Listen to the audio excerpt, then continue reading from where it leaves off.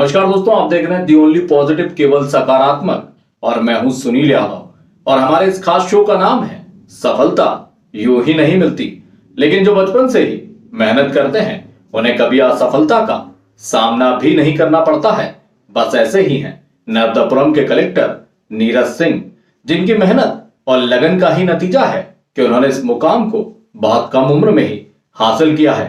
तो आइए सुनते हैं नीरज सिंह जी की जुबानी उनकी सफलता के सफर की कहानी। नमस्कार। मेरा नाम नीरज सिंह है और मैं 2012 बैच का भारतीय प्रशासनिक सेवा का अधिकारी हूँ मध्य प्रदेश कैडर में। वर्तमान में नर्मदापुरम जिले में कलेक्टर के बतौर पदस्थ हूँ।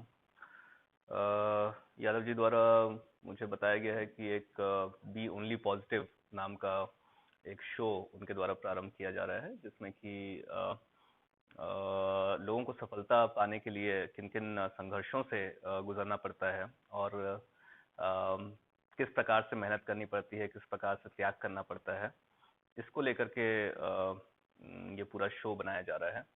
तो इसमें मैं आज बतौर अतिथि उपस्थित होकर के मेरे जीवन से जुड़े हुए कुछ वाक़ये आप सभी के साथ साझा करना चाहूँगा, शेयर करना चाहूँगा। शुरुआत करते हैं बेसिक इंट्रोडक्शन से। तो मेरा जन्म उत्तर प्रदेश के प्रतापगढ़ जिले के एक गांव में हुआ था और उत्तर प्रदेश में जन्म होने के पश्चात मेरी जो प्रारंभिक शिक्षा हुई है 12वीं तक की, वो रायपुर छत्तीसगढ़ से हुई है, क्योंकि मेरे पिताजी शासकीय सेवा में रह करके रायपुर में कार्य करते थे। और मेरे परिवार में उस वक्त दो बहनें भी हैं। हम तीनों रायपुर में काफ़ी लंबे समय तक हम लोगों ने पढ़ाई की और स्कूल में पढ़ाई के दौरान टीचर्स जो बताते थे उसको हम लोग बहुत पॉजिटिवली लेकर के किस तरीके से आगे बढ़ना है, इस मोटिवेशन पे हम लोग कार्य करते थे। और मेरा सौभाग्य रहा कि मुझे बहुत अच्छे टीचर्स और अच्छे अध्यापक मिले, जिन्होंने हमेशा मोटिवेट किया कि किस तरीके से कठिन से कठिन टारगेट को अचीव किया जाए।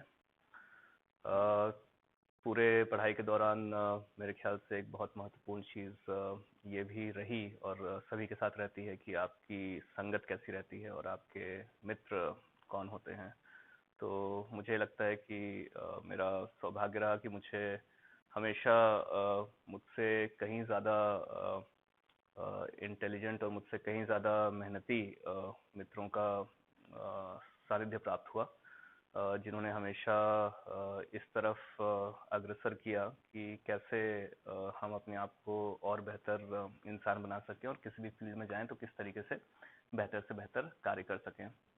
तो इस प्रकार 12वीं तक का सफ़र रहा और 12वीं के पश्चात फिर मैंने रायपुर से निकल करके मैं चेन्नई चला गया था, जहाँ पे आईआईटी मद्रास में मेरी आगे की पूरी पढ़ाई हुई। तो 2006 से लेकर के 2011 तक 5 साल मैं चेन्नई में रहा। और चेन्नई में जाने के बाद मुझे ये रियलाइज़ हुआ कि आप अपने स्कूल में हो सकता है एक टॉपर हों, अपने स्कूल में बहुत अच्छा परफॉर्म कर रहे हों, लेकिन जब आप एक बहुत ही प्रतिष्ठित संस्थान में पहुंचते हैं तो फिर कहीं ना कहीं आपको ये दिखाई पड़ता है कि आप बाकी सब लोगों की अपेक्षा एवरेज स्टूडेंट हैं। तो वहाँ पर जाकर के मुझे ऐसी ही अनुभूति हुई और ऐसा दिखाई पड़ा, जिसने मुझे मोटिवेट किया कि मैं और बेहतर पढ़ाई कर सकूं, और ना सिर्फ पढ़ाई बल्कि अन्य फील्ड में भी जो है किस तरीके से एक्स्ट्रा करिकुलर एक्टिविटीज़ में भी किस तरीके से आगे बढ़ा जाए, ये मुझे वहाँ पे जा कर के दिखाई पड़ा। तो वहाँ के जो स्टूडेंट्स थे, वहाँ के जो दोस्त थे, जो सीनियर्स थे, उन सभी को देख करके कहीं ना कहीं ये मोटिवेशन हमेशा प्राप्त होते रहता था कि हमें ये लोग जिस तरीके से हर फील्ड में अच्छा परफॉर्म कर रहे हैं उसी तरीके से हमें भी फील्ड में अच्छा परफॉर्म करना है। और विशेष तौर पर वहाँ के जो प्रोफेसर्स थे और उनका जो पढ़ाने का तरीका था वो रायपुर में जो मैंने पढ़ा था उससे बहुत अलग था। बहुत भिन्न प्रकार से वो पढ़ाते थे। जहाँ स्कूल में पढ़ाई यूजुअली किताबों से होती थी, कॉलेज में पढ़ाई डिस्कशंस के माध्यम से होती थी, क्रिटिकल थिंकिंग से होती थी, चीज़ों को सोच समझ करके किस तरीके से किसी निर्णय पे पहुंचना है उस माध्यम से होती थी। तो इस प्रकार कॉलेज लाइफ ने ना सिर्फ पढ़ाई के बारे में बल्कि जीवन के एक दर्शन के बारे में और किस तरीके से ना सिर्फ पढ़ाई बल्कि एक्स्ट्रा करिकुलर एक्टिविटीज़ और स्पोर्ट्स और बाकी सब चीज़ें भी आपकी लाइफ में किस तरीके से इम्पोर्टेंट होती हैं इसके बारे में सिखाया। और कॉलेज में रहने के दौरान काफ़ी लोगों के डिफरेंट डिफरेंट एम्बिशंस होते हैं। लोग डिफरेंट फील्ड्स में जाना चाहते हैं। तो इस तरीके से मुझे भी शुरू में इस चीज़ को लेकर के बहुत श्योरिटी नहीं थी कि मैं किस फील्ड में जाना चाहता हूँ। तो एक ऑप्शन आगे जा कर के पढ़ाई करना और रिसर्च करना, इस फील्ड में जाने का एक ऑप्शन हमेशा था। कॉर्पोरेट जॉब्स भी एक ऑप्शन था। और सिविल सर्विसेज भी ऑब्वियसली एक ऑप्शन था। और कहीं ना कहीं लोगों से डिस्कस करने के बाद और खुद आत्मविश्लेषण करने के बाद इस निष्कर्ष पे मैं पहुंचा कि सिविल सर्विसेज की तैयारी करना एक एक बार तैयारी करना मेरे लिए यूज़फुल रहेगा। क्योंकि एक जो एम्बिशन होती है, बचपन से लगता है कि आपको सिविल सर्विसेज की फील्ड में जाना है, तो उसको पूरा करने की कहीं ना कहीं जिज्ञासा ज़रूर थी। तो 2010 में मैंने अपने फाइनल ईयर में प्रिपरेशन स्टार्ट की थी। और प्रिपरेशन की जहाँ तक बात करें तो प्रिपरेशन आसान नहीं थी। प्रिपरेशन बहुत कठिन थी, क्योंकि इस एग्ज़ाम को किसी भी तरीके से आसान एग्ज़ाम नहीं कहा जा सकता। काफ़ी मेहनत और काफ़ी परसिवरेंस और बहुत पेशेंस का काम था इस एग्ज़ाम के लिए प्रिपेयर करना। तो फाइनल ईयर की तैयारी करते हुए, कॉलेज में समय देते हुए, फिर जो है हर रोज़ 7-8 घंटे एक्स्ट्रा निकाल पाना सिविल सर्विसेज की तैयारी के लिए, कहीं ना कहीं वो एक बहुत ही चैलेंजिंग समय था। और उस समय कॉलेज के साथ साथ ये पूरी प्रिपरेशन करना करने के लिए मुझे अपनी सारी बाकी एक्टिविटीज़ क्लोज कर देनी पड़ी। तो ना किसी एक्स्ट्रा करिकुलर एक्टिविटीज़ में पार्टिसिपेट कर सकते थे, ना दोस्तों के साथ टाइम स्पेंड कर सकते थे, ना किसी सोशल मीडिया पे टाइम स्पेंड कर सकते थे। तो उन सब चीज़ों से समय बचा करके मैंने सिविल सर्विसेज की प्रिपरेशन के लिए समय निकाला था। और चेन्नई में प्रीलिम्स देने के बाद फिर दिल्ली कुछ समय के लिए जाने पर ये दिखाई पड़ा कि बहुत सारे लोग हैं दिल्ली में जो प्रिपरेशन कर रहे थे। और कहीं ना कहीं लोगों के साथ टेस्ट दे करके, लोगों से बातचीत कर करके ये असेस करने का मौका मिला कि हमारी जो प्रिपरेशन है वो कितने सही डायरेक्शन में जा रही है या नहीं जा रही है।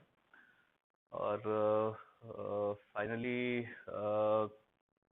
एक जो स्टडी ग्रुप था और जो डिफरेंट टेस्ट सीरीज थी और जो गाइडेंस था, वो हमेशा हेल्प किया कि हम लोग मोटिवेटेड रहें और देखेंगे किस तरीके से अपना टारगेट अचीव कर सकते हैं। फाइनली इसके पश्चात सिविल सर्विसेज में सिलेक्शन हुआ और 2012 बैच मुझे आवंटित हुआ मध्य प्रदेश काडर में। जिसके बाद सर्विस में आने पर एकदम से चीज़ें बदल गई। एक नए तरीके का चैलेंज दिखाई पड़ा। इससे पहले कॉलेज में थे, स्कूल में थे, तो आउटसाइड वर्ल्ड से बहुत ज़्यादा इंटरेक्शन नहीं था। लेकिन सर्विस में आने के साथ ही साथ आपको बहुत सारे लोगों से बहुत ज़्यादा इंटरेक्शन करना पड़ा। और ये दिखाई पड़ा कि एक प्रशासनिक अधिकारी से जनता की क्या एक्सपेक्टेशंस होती हैं, क्या मांग होती है और किस तरीके से एक प्रशासनिक अधिकारी को उन सब चीज़ों पे खरा उतरने का प्रयास करना चाहिए।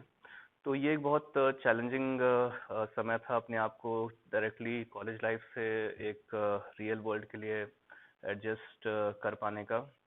और पिछले 9-10 साल की सर्विस के दौरान हमेशा डिफरेंट डिफरेंट पोजीशंस पे रहते हुए ये चैलेंजेस फेस हुए हैं।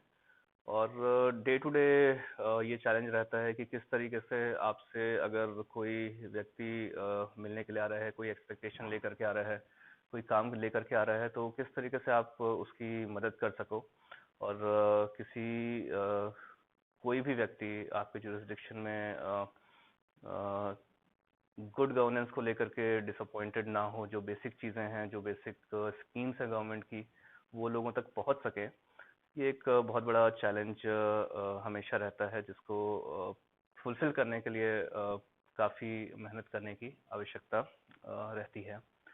साथ ही साथ पूरे प्रशासनिक करियर के दौरान ऑब्वियसली आपको परिवार को भी समय देना होता है और बच्चों को भी समय देना होता है।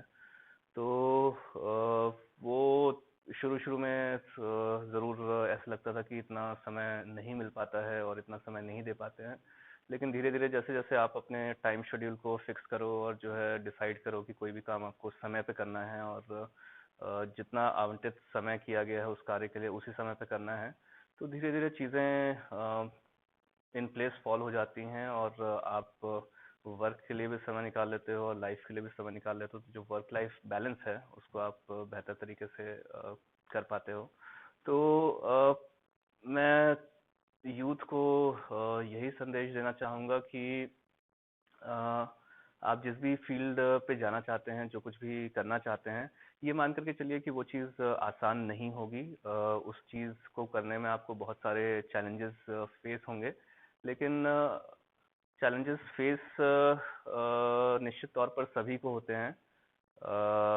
और चैलेंजेस को फेस करके सॉल्व करने का सबसे अच्छा तरीका यही है कि पहले चैलेंजेस को आइडेंटिफाई कर लिया जाए और उनको सॉल्व करने का जेन्युइन प्रयास किया जाए। अगर आपको मालूम है कि कोई चैलेंज है, अगर आपको लग रहा है कि जो है कोई चीज़ आपको समझ में नहीं आ रही है, या फिर आपको लग रहा है कि किसी क्षेत्र में आपको समस्या आ रही है, लेकिन अगर आप उस समस्या को आइडेंटिफाई नहीं करेंगे और ये सोचेंगे कि समस्या अपने आप सॉल्व हो जाएगी या समस्या से मुंह छुपा करके बैठ जाएंगे, तो निश्चित तौर पर वो समस्या सॉल्व नहीं होगी। आवश्यकता है कि आपने जो टारगेट डिसाइड किया है, जिस फील्ड में आप जा रहे हैं, उसमें समस्याओं को प्रीएम्प्ट करें। समस्याओं को पैदा होने से पहले से सोचें कि जो कौन सी समस्याएं पैदा हो सकती हैं, और उनके पैदा होने से पहले ही जो है उनको सॉल्व करने का प्रयास करें। तो आपको एक्स्ट्रा समय समस्याओं को सॉल्व करने में और अपनी स्ट्रैटेजी को चेंज करने में नहीं लगाना पड़ेगा। अगर आप मेरा मानना है, अगर आप इस तरीके से कार्य करेंगे, इस तरीके से आगे बढ़ेंगे, तो निश्चित तौर पर विभिन्न संघर्षों के होते हुए भी आप बहुत आगे जा सकते हैं और बहुत सफलता अर्जित कर सकते हैं। धन्यवाद।